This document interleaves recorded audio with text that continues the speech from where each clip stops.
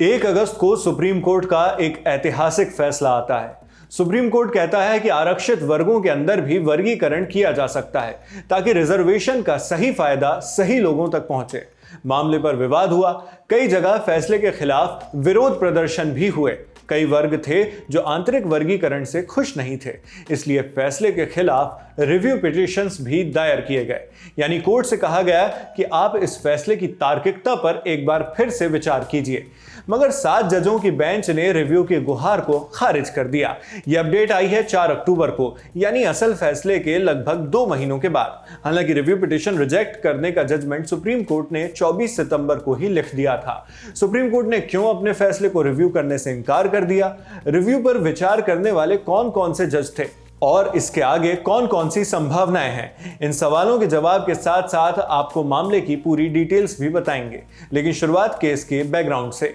Supreme court से मांग की गई कि रिजर्व्ड कैटेगरीज में भी एक सब क्लासिफिकेशन होना चाहिए, यानी उप वर्गीकरण, ताकि जो लोग सामाजिक तौर पर आगे बढ़ गए हैं और आर्थिक रूप से मजबूत हो चुके हैं, उन लोगों को रिजर्वेशन का लाभ न मिले, बल्कि रिजर्वेशन से केवल उन लोगों का भला हो जो अब भी पिछड़े रह गए हैं। इस तरह का सेपरेशन अन्य पिछड़ा वर्ग में पहले से ही किया जा चुका है। ओबीसी में इसे क्रीमी लेयर और नॉन क्रीमी लेयर कहा जाता है। इसमें कुछ मापदंड हैं जिनसे ये आंका जाता है कि ओबीसी में भी कौन आर्थिक रूप से संपन्न हो चुका है और किसे अब भी आरक्षण की जरूरत है। मापदंडों के आधार पर जो जरूरतमंद पाए जाते हैं वो नॉन क्रीमी लेयर वर्ग में आते हैं, उन्हें रिजर्वेशन का लाभ मिल जाता है, लेकिन क्रीमी लेयर वालों को नहीं मिलता। साल 1992 के इंदिरा साहनी जजमेंट से क्रीमी लेयर का कॉन्सेप्ट अस्तित्व में आया था और तभी से इसी तरह का कॉन्सेप्ट एसटी और एससी वर्गों में भी लाने की मांग अलग अलग प्लेटफॉर्म्स पर अलग अलग तरह से की जाती रही है। मगर सुप्रीम कोर्ट ने तब कहा था कि एसटी एससी रिजर्वेशन में क्रीमी लेयर का कॉन्सेप्ट लाने की कोई गुंजाइश नहीं है। सुप्रीम कोर्ट ने कह तो दिया, लेकिन मांग इससे खत्म नहीं हुई। इन्हीं मांगों से जुड़ा हुआ एक केस है पंजाब सरकार बनाम दविंदर सिंह केस, जिसकी सुनवाई सुप्रीम कोर्ट की 5 जजों वाली बेंच कर रही थी। फिर 2020 में इस केस को 7 जजों वाली बेंच के पास ट्रांसफर कर दिया गया। Chief justice of India DY Chandrachud की अध्यक्षता वाली इस बेंच ने 8 फरवरी को अपनी सुनवाई पूरी कर ली। तभी कोर्ट ने अपना फैसला सुरक्षित भी कर लिया था। यह फैसला डिलीवर किया गया 1 अगस्त को। बेंच में सीजेआई डीवाई चंद्रचूड़ के अलावा जस्टिसेस बीआर गवई, विक्रम नाथ, पंकज मित्तल, बेला एम त्रिवेदी, सतीश चंद्र शर्मा और मनोज मिश्रा थे।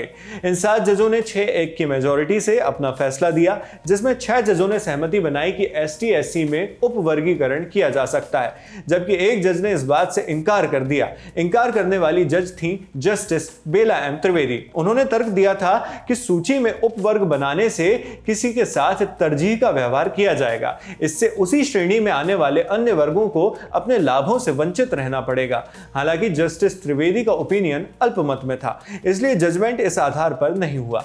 जजमेंट हुआ बाकी 6 जजों के ओपिनियन के आधार पर, जो बहुमत में था। इसके मुताबिक जजमेंट में यह बात ठहराई गई कि अगर पिछड़ों में भी हम ज्यादा पिछड़े लोगों को लाभ देना चाहते हैं तो उन्हें सब क्लासिफाई किया जा सकता है।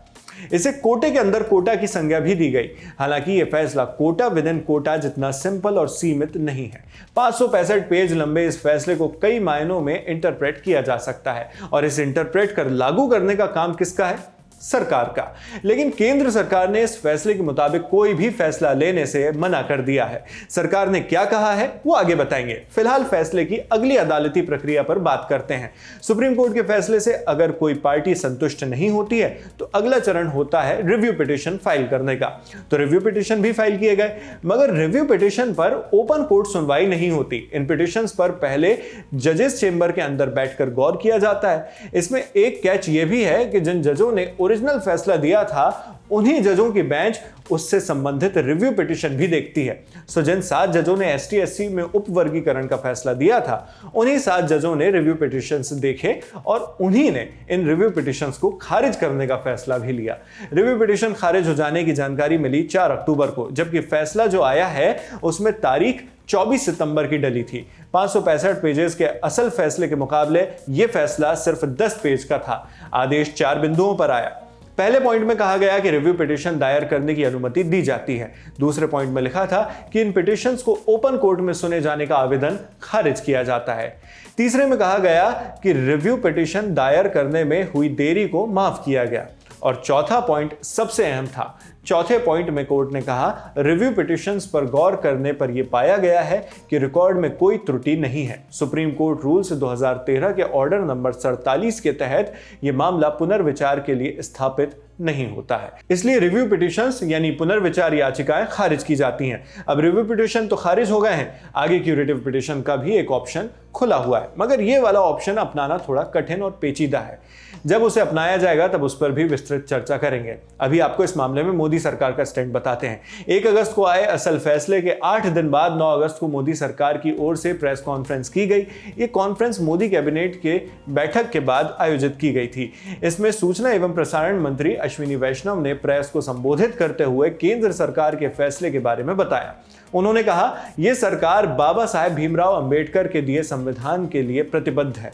बाबा साहेब के संविधान में क्रीमी लेयर का कोई प्रावधान नहीं है। कैबिनेट ने अच्छी तरह सोचकर निर्णय लिया है कि आरक्षण बाबा साहेब के संविधान के मुताबिक ही दिया जाएगा। यानी केंद्रीय मंत्री ने सरकार का वर्तमान स्टैंड एकदम क्लियर कर दिया है। वर्तमान इसलिए क्योंकि स्टैंड बदल भी सकता है, क्योंकि सुप्रीम कोर्ट का आदेश तो अब भी वही का वही है। सरकार जब चाहे तब अपने फैसले को बदल सकती है और सुप्रीम कोर्ट के आदेश के मुताबिक जाने का रास्ता अपना सकती है। दूसरे शब्दों में कहें तो एससी और एसटी वर्गों में उप वर्गीकरण यानी सब क्लासिफिकेशन का रास्ता सरकार के पास तब तक खुला हुआ है जब तक सुप्रीम कोर्ट अपना फैसला बदल नहीं लेता।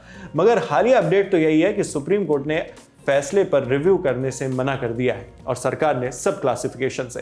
1 अगस्त को आए सुप्रीम कोर्ट के फैसले को अगर आप और गहराई से समझना चाहते हैं तो आप हमारा उस दिन का लल्लन टॉप शो देख सकते हैं। लिंक हम आपको डिस्क्रिप्शन बॉक्स में मुहैया करवा देंगे।